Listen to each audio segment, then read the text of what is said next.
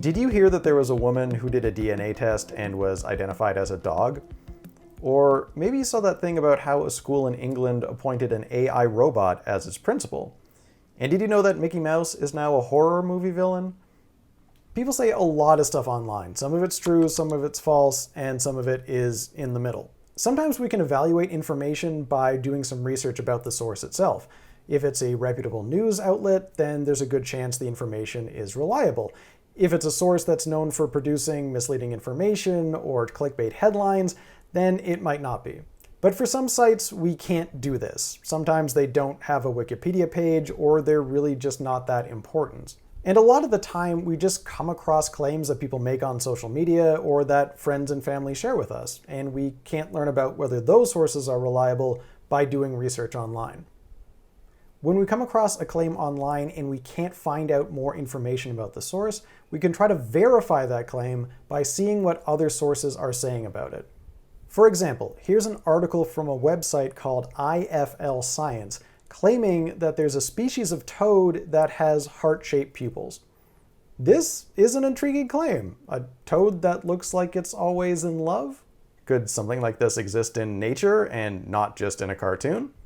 The website doesn't have a Wikipedia page, and there's not a lot of info about it online, so I can't easily investigate the source. But in this case, that doesn't really matter. I'm mostly concerned with the claim. Is there a toad that has heart-shaped pupils? It's an interesting enough claim that, if it's true, other people are probably talking about it. So here's what we're going to do. We're going to see if other people are in fact talking about these toads. To do that, we'll try a simple Google search, or you can use the search engine of your choice. We'll go to the search bar and we'll try some keywords. Let's do toad heart pupils and hit enter.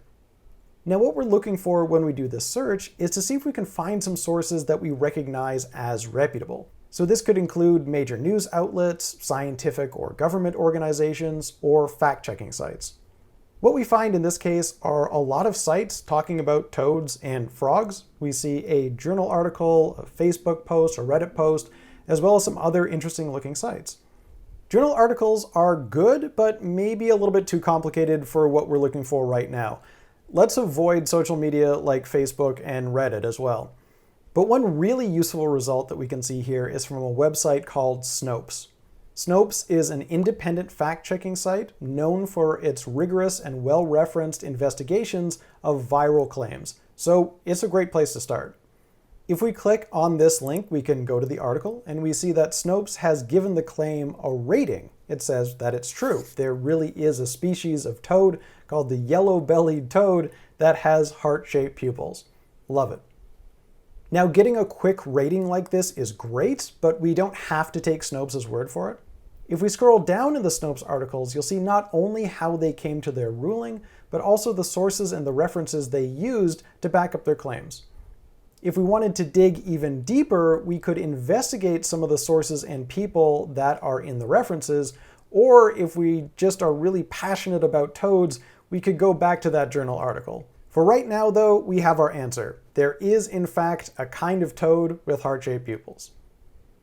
Now let's look at a different claim. Here's a TikTok video claiming to show climate activists destroying a famous painting, Sunflowers by Vincent van Gogh. This video went viral on social media with a lot of people expressing their outrage, although some climate activists and presumably sunflower haters were cheering them on. Before we choose a side, we want to ask, what's the full story here? This seems like a big deal. Climate activists destroyed a painting worth millions of dollars by throwing soup at it, so I don't want to trust some random TikTok. We should see whether other reputable sources are also reporting on the story. Checking a claim in a video is essentially the same process as checking a claim made in a written article. We start by entering some keywords into our search bar. Let's try Van Gogh, sunflower, activists, and hit enter. When we do that, we find a lot of sources that we recognize. For example, here's a CBC article reporting on the story. As you practice checking claims, you'll see that there's no magic formula for picking keywords. You just have to try to capture the heart of the claim that's being made. So in this example, searching just for Van Gogh probably won't get you what you want. That's too broad.